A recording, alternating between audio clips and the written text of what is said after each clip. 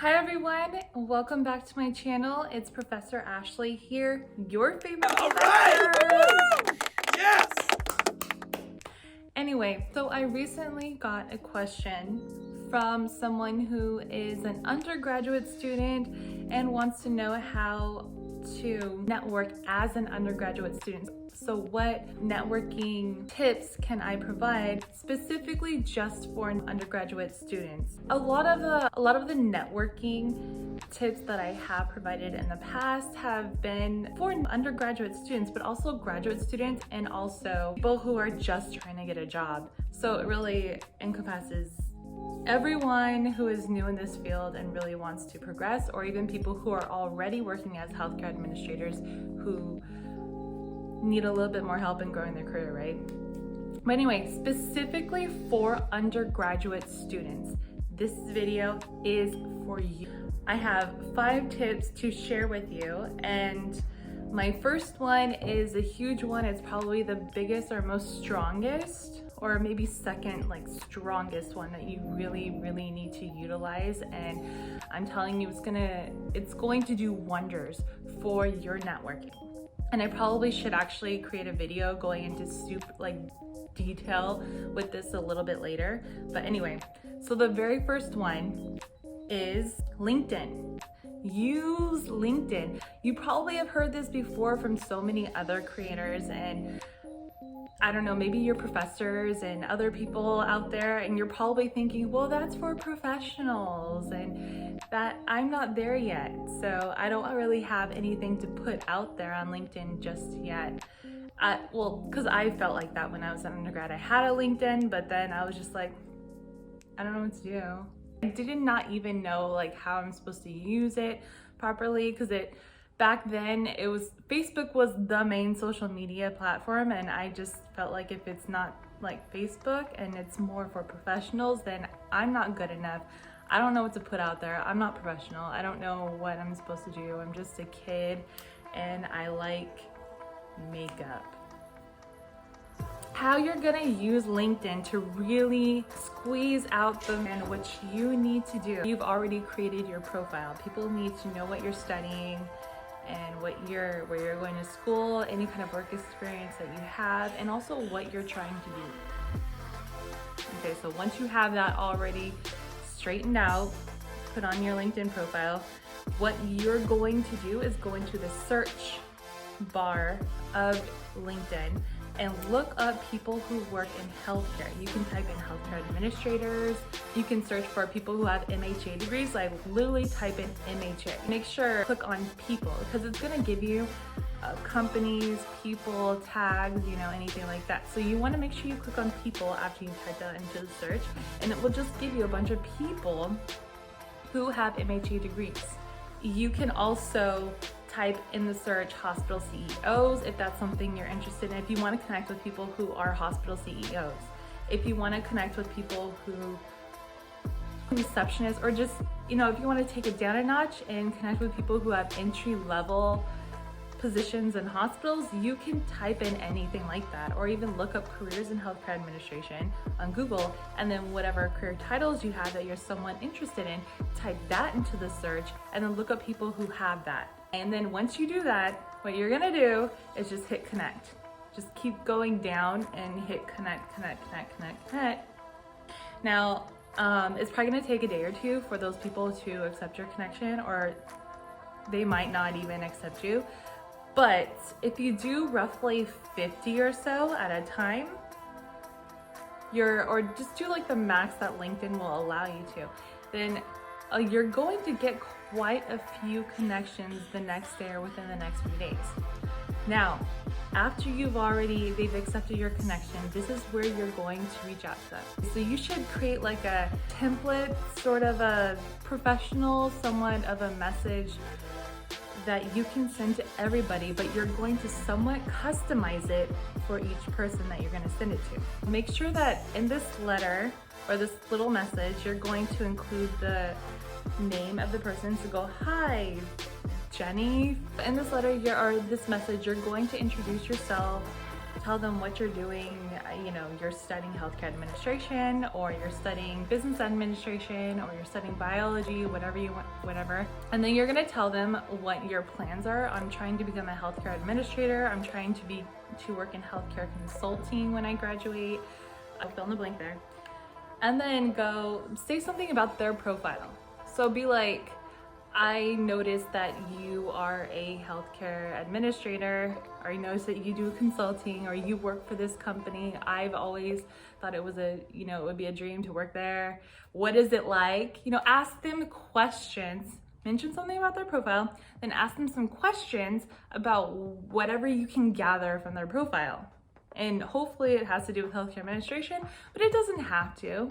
Because really the whole point of this is for you to see if you can get like a nice rapport going, like a conversation in the messages section in your LinkedIn profile.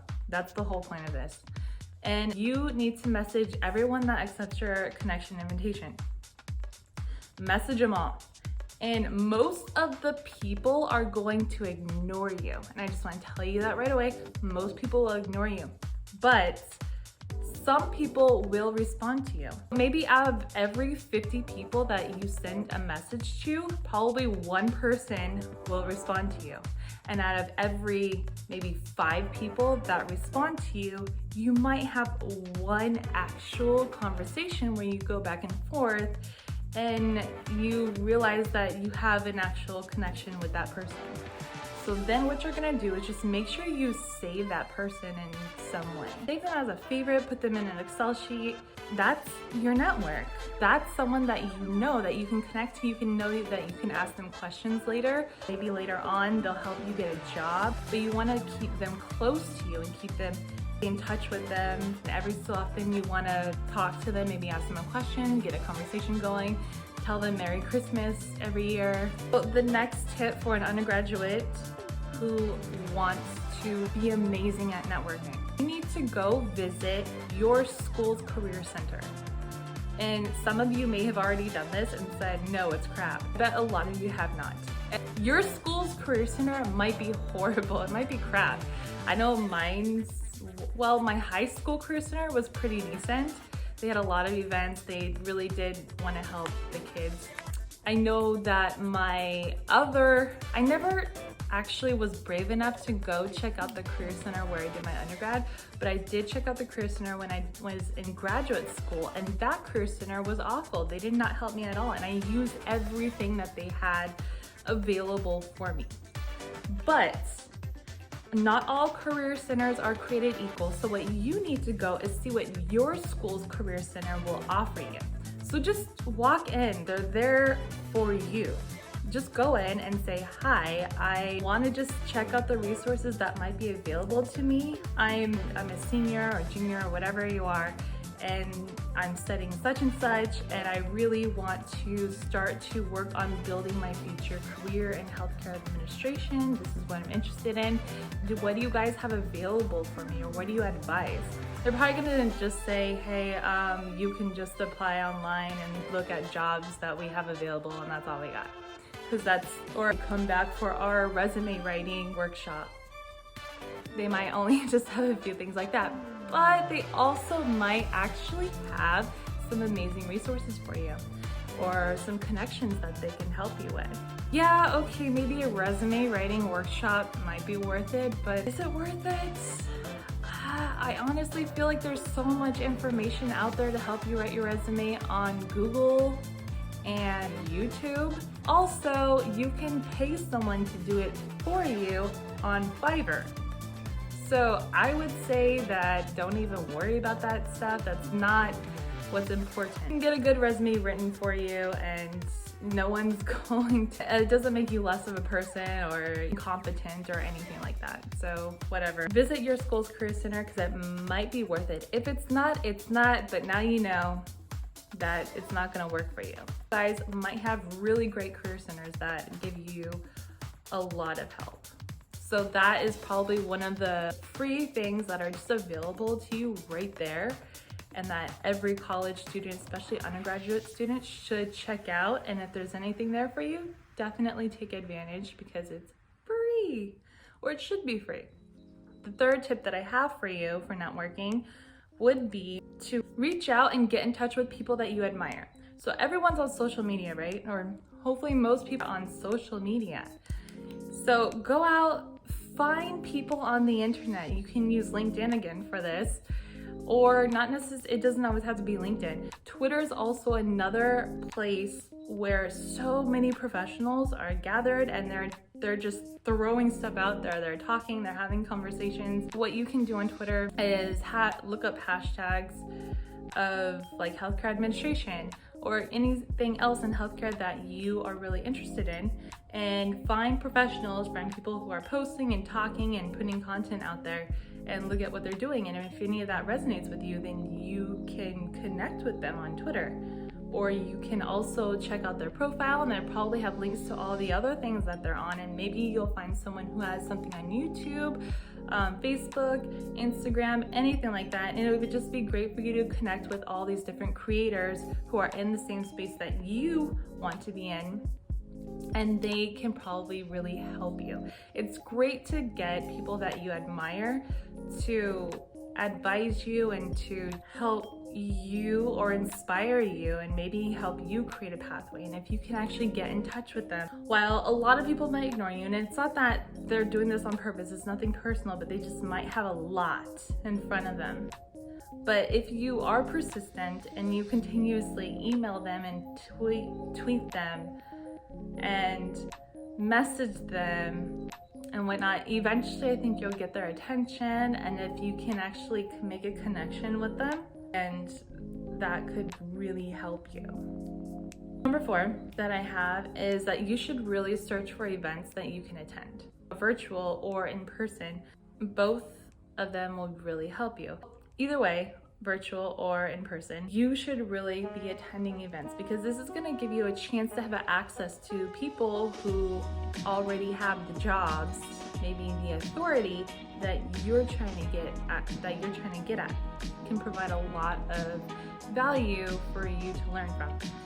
I know that a lot of these events do cost money. For an undergrad, money is something that you don't always have a lot of. So what I would advise, if you find an event or a workshop or something that you think that you would benefit from, and let's say it costs too much money for you to attend, what I would actually do is reach out to whoever's hosting it and explain yourself, let them know that you're a student and you're trying to study this and you're trying to become a professional in this field, and that you believe that you would get a lot of help, that this event would benefit you, and it's possible that they might give you a discount, or they might even just allow you to attend for free.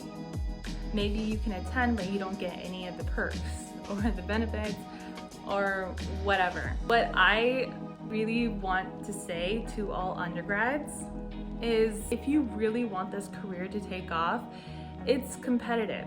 This field is competitive, but it's worth it. And if you want to be very successful and you don't want to just settle for anything mundane, you want your career to be really, if you want to really empower yourself, you need to work up the audacity to just shoot your shot. You're gonna have so many moments where you should do what happens and you be surprised. I mean, yes, a lot of people will ignore you or say no to you, but a lot of people, many times, they will help you. We've all been there. Everyone out there has been there. And I think the millennial generation, as we start to get a lot older, we're looking back and going, look, when I was in that spot, no one gave me a chance. Sometimes I shot my shot and I was just burnt because the previous generation was just angry and they were always against us and they never let us move forward and we had to fight too hard. So I think a lot of us understand that, and we're more than willing to help everyone coming in, and I want to help support that. I mean, I know if anyone came up to me and needed help, I would try to find a way.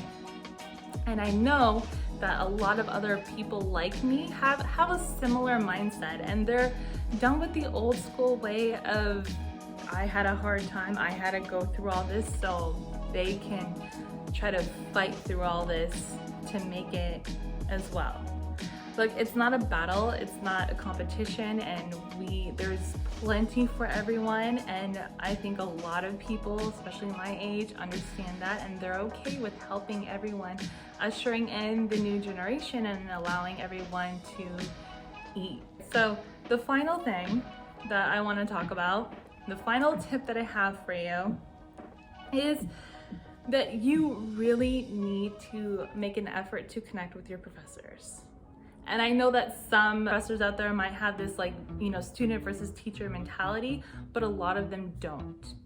I know how scary it is as an undergrad to connect with your professors because I was there. I was a nervous wreck. I didn't think that I was good enough or that they would even give me the time of day, especially given the fact that sometimes I did not have an A in that class. Sometimes I didn't understand the material.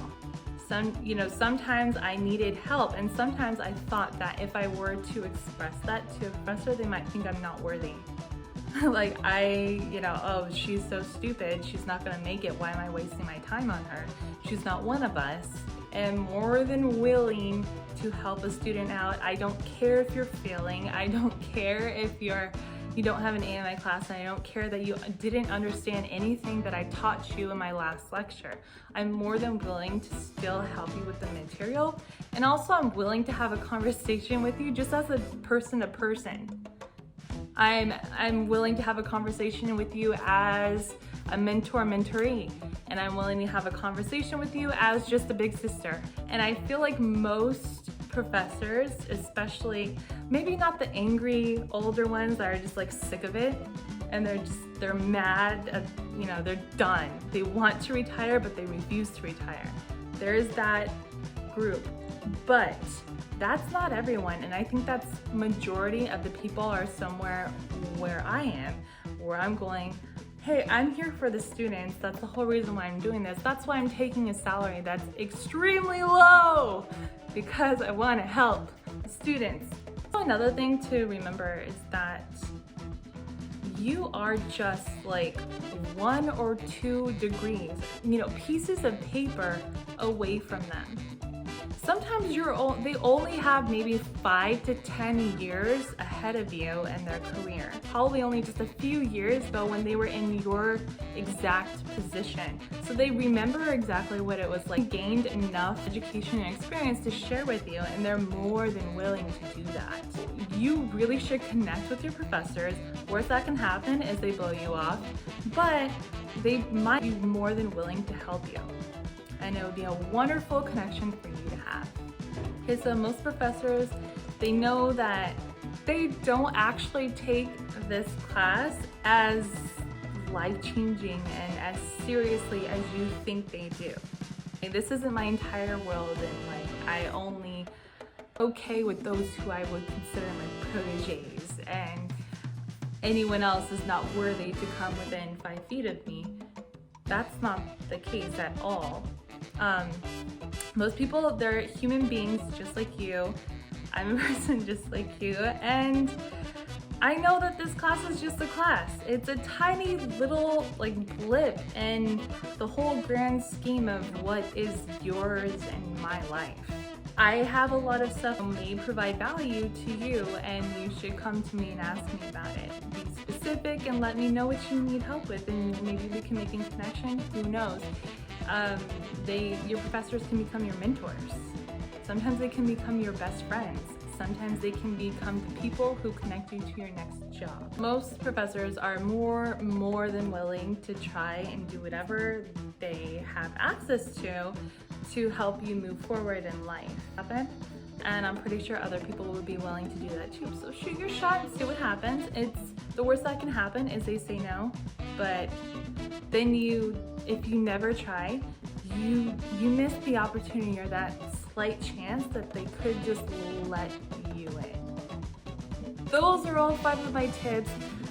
I am going to, at some point, create a whole other video to actually walk you through how I do LinkedIn networking, because I feel like that's a very big one. Other than that, I hope you guys have a wonderful week.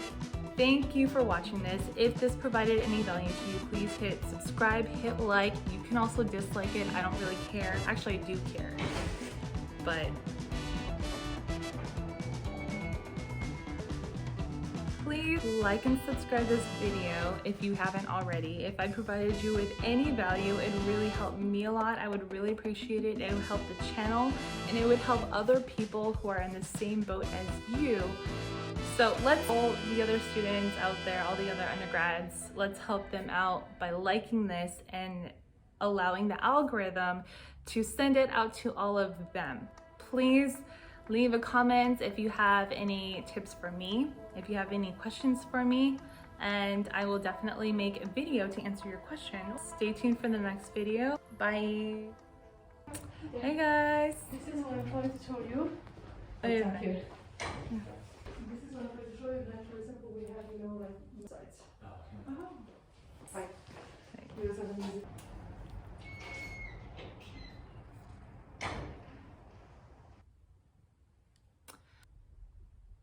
Oh, he went the other way.